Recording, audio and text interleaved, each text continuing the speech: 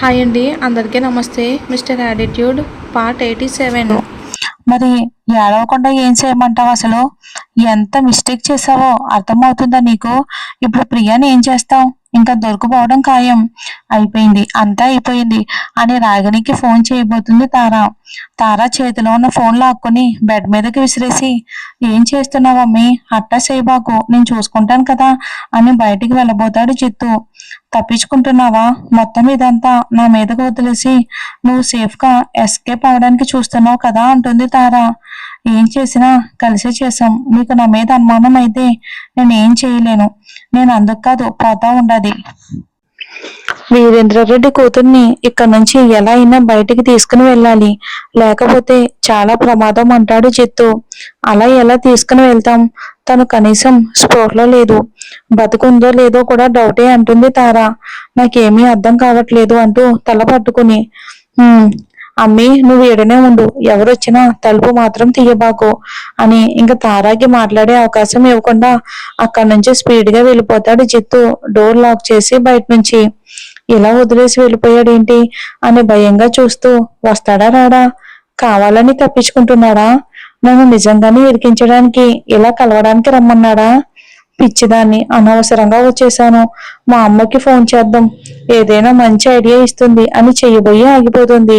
కాసేపటికి డోర్ కొట్టిన శబ్దం వినిపిస్తూ ఉంటే తారాకి పై ప్రాణాలు పైనే పోయినట్టు అనిపిస్తా ఉన్నాయి. వచ్చింది ఎవరో తెలియక గుండెల్లో దడ పుడుతూ ఉంటే మెల్లగా వెళ్ళి డోర్ కొంచెం తీసి చూస్తుంది. నేనే అమ్మి అని బయట నుంచి లోపలికి తీసుకుని వచ్చి డోర్ లాక్ చేసేస్తాడు జిత్తు. జిత్తు తెచ్చిన పెద్ద సూట్ కేస్ ని చూసి, ఇప్పుడు ఎందుకు తెచ్చావు అని అడుగుతుంది తార.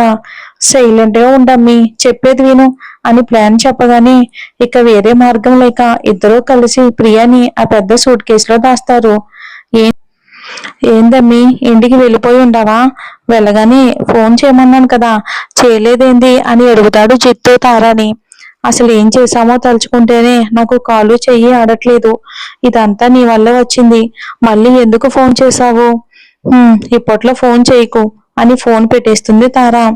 అసలు ఇక్కడ ఏం జరగనట్టు ఊరికి బయలుదేరతాడు జిత్తు. చాలా స్పీడ్ గా ఇంటికి వస్తాడు మహి కంగారుగా. కారులో నుంచి దిగి లోపలికి పరిగెడుతూ వచ్చి, ప్రియా ప్రియా అని గట్టిగా అరుస్తాడు ఇల్లు దద్దరిల్లేలా. ఇంట్లో ఎవరూ లేకపోవటంతో అసలు మహికి ఏమీ అర్థం కాదు. అయినా తారని అడుగుదాం, ప్రియ ఏది అని అనుకుంటే తీరా చూస్తే అక్కడ తారా రూమ్ కూడా ఖాళీగా ఉంటుంది. ఏమీ అర్థం కాక బయటికి వచ్చి వాచ్మెన్ ని అడిగితే, సార్, ఫస్ట్ తారమ్మగారు బయటికి వెళ్ళారు, తర్వాత ప్రియా అమ్మగారు కూడా వెళ్ళారు అని చెప్తాడు. ఇద్దరూ కలిసి వెళ్ళారా అని అడుగుతాడు. ఆహా, లేదు లేదు, ఫస్ట్ తారా గారు వెళ్ళారు, తర్వాత వెనకాలే ప్రియా గారు వెళ్ళారు, కలిసి వెళ్ళలేదు అని వాచ్మెన్ చెప్పడంతో కొంచెం కన్ఫ్యూజింగ్ గా అనిపిస్తుంది మహేంద్రకి. ఇక వెంటనే రిషికి కాల్ చేసి చెప్తాడు మొత్తం. షూటింగ్ మధ్యలోనే స్టాప్ చేయించి మహి దగ్గరికి వస్తాడు రిషి. అసలు ప్రియా ఎక్కడికి వెళ్ళింది? నీకు కాల్ చేసిందంటే ఖచ్చితంగా ఏదో ఇంపార్టెంట్ విషయం చెప్పడానికని. చెల్లి కోసం ఇద్దరు చాలా టెన్షన్ గా వెతుకుతూ ఉంటారు. వాళ్ళే కాకుండా ఇంకా మనుషుల్ని పెట్టి కూడా వెతికిస్తూ ఉంటారు. కానీ ఎక్కడ ప్రియ జాడు ఉండదు. ఇంకో 4 గంటలు గడుస్తూ ఉంటుంది. కానీ ప్రియా గురించి ఇన్ఫర్మేషన్ కొంచెం కూడా తెలియకపోవడంతో మహి, ఒకసారి నువ్వు ఇంటికి వెళ్ళు, ఎందుకైనా మంచిది అని రిషి అనగానే సరే అన్నయ్య అని ఇంటికి వెళ్తాడు. ఈ టెన్షన్ కి ఎంత వాటర్ తాగినా నోరు ఆరిపోతుంది. ఇక ఫ్రిడ్జ్ లో నుండి వాటర్ బాటిల్ తీస్తున్న తారకి డోర్ దగ్గర చప్పుడు రావడంతో వెనక్కి చూసేసరికి మహి తన దగ్గరికి వస్తూ ఉంటాడు. మహేంద్ర గారు, మీరు అంటుంది. తార చెప్పలేని భయం తనకి లోపలే కలుగుతూ ఉంటే పైకి మాత్రం స్ట్రాంగ్ గా ఉన్నట్టు ఏదో కవరింగ్ చేస్తూ, తారా ఎక్కడికి వెళ్ళావు నువ్వు? ప్రియ ఎక్కడా అని అడుగుతాడు మహి. ప్రియా ప్రియ నాకేం తెలుసు, నేను షాపింగ్ కి వెళ్ళాను. ప్రియా గురించి నాకు ఎలా తెలుస్తుంది? నన్ను అడుగుతున్నారేంటి అని అడుగుతుంది తారా రివర్స్ లో హాస్కర్ పర్ఫార్మెన్స్ చేస్తూ. ప్రియా నీ వెనకాలే వచ్చింది కదా, నీకు తెలియకుండా ఉంటుందా? నా చెల్లి కనిపించట్లేదు అని మహి ఆమెనే గమనిస్తూ అడుగుతాడు, గొంతు పెంచి పూర్తిగా అరుస్తూ. చూడండి, మీ చెల్లికి నేనేమైనా కాపలానా? తను ఎక్కడ తిరుగుతుందో నాకేం తెలుస్తుంది అని అక్కడి నుంచి పట్టించుకోకుండా వెళ్ళిపోతుంది. వెళ్ళిపోతున్న తారా వైపుకే చూస్తూ ఏదో చేంజ్ కనిపిస్తుంది ఈమెలో అని అనుకుని తారా, నిన్నే అడుగుతా ఉన్నాను, నిజం చెప్పు, ప్రియా ఎక్కడుందో నీకు తెలుసు అని అనగానే ఒళ్ళంతా చెమటలు పట్టేస్తాయి తారాకి. మహికి నిజం తెలిసిపోయి కావాలని అడుగుతున్నాడు అని. ఇంతలో మహికి ఫోన్ రావటంతో వస్తున్నానని అక్కడి నుంచి వెళ్ళిపోగానే అమ్మో, కొంచెంలో తప్పింది. ఏమై ఉంటుంది ఇంతకీ? ఈయనకి నిజం తెలిసిపోయిందా? ఇంతకీ ఫోన్ చేసింది ఎవరు అనుకుని వెంటనే జిత్తుకి కాల్ చేస్తుంది తారా. జిత్తు, నేను నీకు చెప్తూనే ఉన్నాను, ఈ మహేంద్ర డైరెక్ట్ గా ఇంటికి వచ్చి నన్ను అడుగుతా ఉన్నాడు ప్రియ లేదని. తనకి నా మీద అనుమానం వచ్చింది, నాకెందుకో భయంగా ఉంది అంటుంది. అమ్మి, నువ్వు అస్సలు భయపడ మాకు, అందులో ఏముంది చెప్పు. మనమంతా పగడ్బందీగా చేసిన తర్వాత కూడా మన మీద అనుమానం ఎలా వస్తుంది అని అంటాడు జిత్తు. తల మీద అన్నిసార్లు కొట్టి తప్పు చేశావు అనుకుంటే మనం చేసిన దానికి ఇంకొక తప్పు చేశాము అనిపిస్తుంది అని అనగానే ఇంకెక్కడ మాట్లాడకమ్మి, ఇట్టాగా నాకు పని ఉండాది, మళ్ళీ చేస్తాను అని కట్ చేస్తాడు జిత్తు. ఏం చేశారు గుర్తు తెచ్చుకుంటుంది తారా.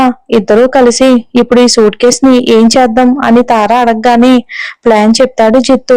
బయట నా జీప్ ఉండాది, ముందు అందులోకి ఈ అమ్మిని ఎలాగైనా తీసుకుని వెళ్ళాలి అని ప్రియాని ఎవరికి అనుమానం రాకుండా ఇద్దరూ కలిసి జీప్ లోకి తీసుకుని వెళ్ళిపోతారు.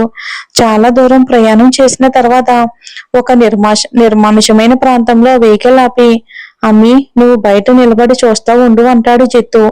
అలాగే అని తారా కింద నిలబడి ఫోన్ మాట్లాడుతూ ఉన్నట్లుగా వచ్చిపోయే వెహికల్స్ ని చూస్తూ ఉంటుంది.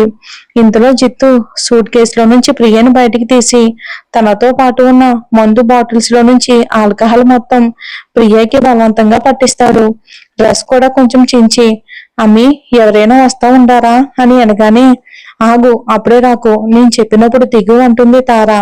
సరే అని చాలాసేపు వెయిట్ చేసిన తర్వాత వెహికల్స్ ఏమీ రాకపోవడంతో వాళ్ళు అనుకున్నట్టుగానే ప్రియాని కారులో నుంచి తోసేస్తారు.